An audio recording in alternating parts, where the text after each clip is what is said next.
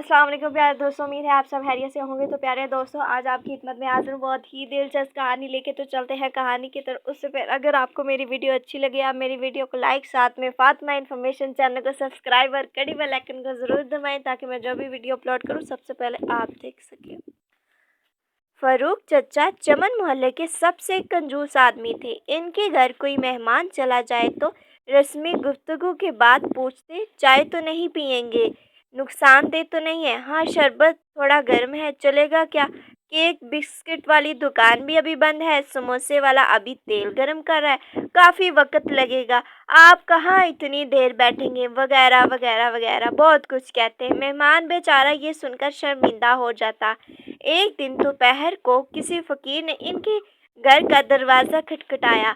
चमन चचा ने दरवाज़ा खोले बगैर पूछा, कौन है? फ़कीर बोला, बेटा मेहरबानी करो, मुझे 10 रुपये दे दो, मेरे पास सालन है, रोटी लेकर खा लूँगा। जाओ जाओ, चमन चचा कहने लगे, जाओ जाओ, दफ़ा हो जाओ, नहीं है मेरे पास पैसे। पता नहीं कहाँ कहाँ से आ जाते हैं बेकार लोग मांगने के लिए, खाने से दिल नहीं भरता। चचा चमन ने बेचारे फ़कीर को खूब बातें सुनाई। फ़कीर बेचारा मायूस हो गया। आखिर इसकी ज़ुबान से बद्दुआ निकली, अल्लाह तुझे हमेशा खाने से दूर रखे और तू भी कुछ ना खा सके। इतना कहकर वो चला गया। चंद रोज़ बाद चचा चमन के मैदे में बहुत शदीद दर्द हुआ, इतना दर्द कि वो तड़प उठे।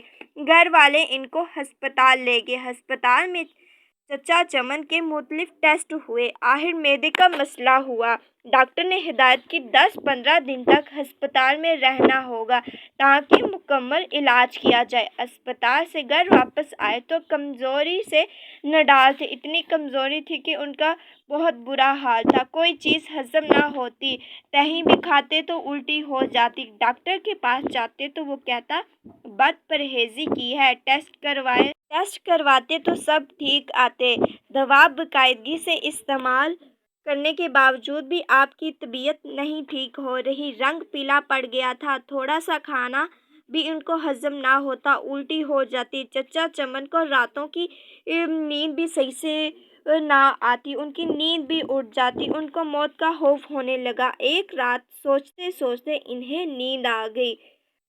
ख्वाब में देखा कि पुलाव की देग के करीब बैठे हैं और सबको चावल बांट रहे हैं। सुबह उठकर चचा चमन ने घर वालों को अपना ख्वाब सुनाया। उन्होंने मशवरा दिया कि गरीबों को खाना खिलाएं।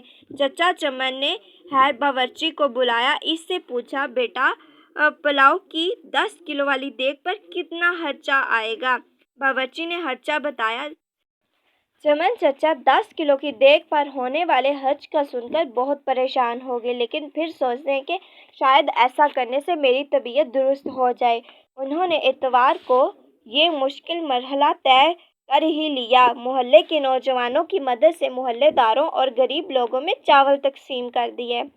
चमन चचा अब काफ़ी पुरसुकून रहने लगे। उनकी तबीयत अब पहले से बहुत बेहतर थी, लेकिन जब इस फ़कीर का ख्याल आता तो उनकी तबीयत ख़राब हो जाती, उनको दर्द शुरू हो जाता।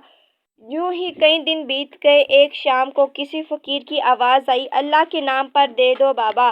चमन चचा भाग कर गए। वही फ़कीर खड़ा था जिसने इन्हें बद्दुआ दी थी। चमन चचा इसका बाजू पकड़कर अंदर ले आए। फ़ौरन ही उन्होंने अपने बड़े लड़के को होटल से कई किस्म के खाने लाने के लिए भेजा। कुछ ही देर में लड़का होटल से शामी कबाब, बिरयानी, कौरमा, रोटियां और आइसक्रीम ले आया। चमन चचा ने फ़कीर को पेट भरकर खाना खिलाया। जाते वक्त फ़कीर बहुत खुश था। एक हफ्ते इलाज के बाद चमन चचा मुकम्मल तौर पर सेहतयाब हो गए। तो प्यारे दोस्तों, इससे हमें ये सबक मिलता है कि जब भी हमारे दरवाजे पर कोई फ़कीर आए तो हम उसे खाली हाथ ना भेजें, ताकि वो हमें बद्दुआ ना दे और खुशी खुशी जाए। तो प्यारे दोस्तों, अगर आपको ये वीडियो अच्छी लगी, आप मेरी वीडियो को लाइक और अपने दोस्तों के साथ ज़रूर शेयर कीजिएगा। अल्लाह हाफ़िज़।